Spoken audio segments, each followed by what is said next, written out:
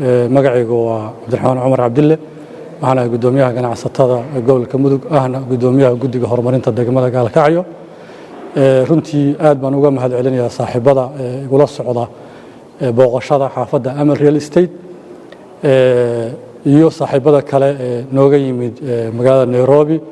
oo runtii u yimid inay indheeyaan oo ay runtii arkaan waxaan aad iyo aad u bogaadinayaa shaqada aadka u ballaaran oo aadka u quruxda badan ay bahda Amal wado waa xaafad casri ah oo runtii u dhammaystiran agab walbo oo ay xaafad u baahnayd oo geedkeedu u xiran yahay waxaan filayaa markii koowaad aan halkaan imaado maaha laakiin waxay soo jiidanayeen mar walba halka mar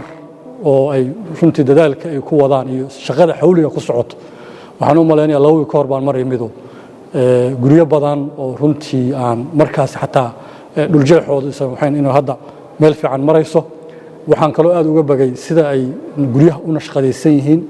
interior design-ka iyo coverage-kooda iyo access-ka ay leeyihiin hawada iyo quruxda iyo bilicda iyo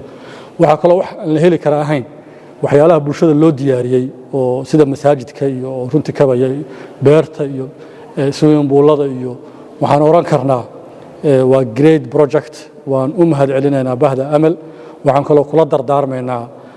ganacsatadana inay iyagana saas oo kale dalka u maalgeliyaan oo juhdiga ay dadaalka geliyaan waxa kaloo rabnaa insha Allah tacaala inaan qurbo joogto ugu baaqno inay dib u soo noqdaan hadday waagi hore guryo aad u foolxun iyo wax kale ka cawaadi jireen waxa loo dhisay guryihii ay Nairobi iyo Zambia iyo meel walba ay ka dhisnaayeen oo runtii security-giisuna yahay waxaana laga dhisay meesha ugu amniga badnayd ee Soomaaliya waxaan rajeynayaa insha Allah tacaala saaxiibada hadda Saciid iyo Cabdirashiid igala socdaan inay inta kalena ku soo hiran doonto waxaan filayaa dadka hadda aadka u maalgashaday oo guryaha u gatay inay qurbo joog 90% yihiin dadka localkana waa ku dhiirigelinaya insha Allah inay gadaan guryahan ka faa'iideystaan cid walba oo heli karta dhaqaalaha guryaha aad u tayadooda u sareyso aad quruxdooda iyo bilcodooda u sareyso aad hawadooda iyo u sareyso muxuu ahaa waxa kaloo runtii wax la heli kara ahayn space-ka iyo walking side-yada iyo meelaha waxa way quruxda iyo bilicda leh insha Allah tacaala waan bogaadinayaa waxaan rajeynayaa marka dambe aan imaan doono insha Allah mashruucan uu sameeyo big badan uu sameeyo aad iyo aad baan wax ugu mahadcelinayaa baada xaashi iyo ugu horeeyaan geedi iyo bulshada bilay soo dhaweynta qiimaha lahayd ay runtii qurbo joogta ee ganacsatada cid walba imaanaysa u sameynayaan waxaan leeyahay waa team aad u well trained aad waxa way experience waxaan rajeynayaa insha Allah tacaala in fursadan ay ka faa'iideysan doonaan shacabweynaha Soomaaliyeed iyo gaar ahaan reer Puntland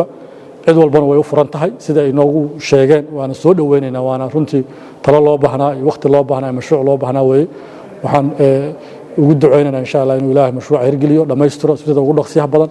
juhdiga iyo dadaalka geliyaan miro dhaliyo magaaladan ama xaafadan kaliya ma ahan gobolada kalena waa ka rajeynaynaa gobolka siiba Gaalkacyo iyo Boosaaso iyo Qardho inay tagaan oo mashaariicda noocan markuu mashruucan guuleysto dhamaado insha Allah tacaala waa ka rajeynaynaa inay tagi doonaan aad iyo aad baan ugu mahadcelinayaa assalamu alaykum warahmatullahi wabarakatuh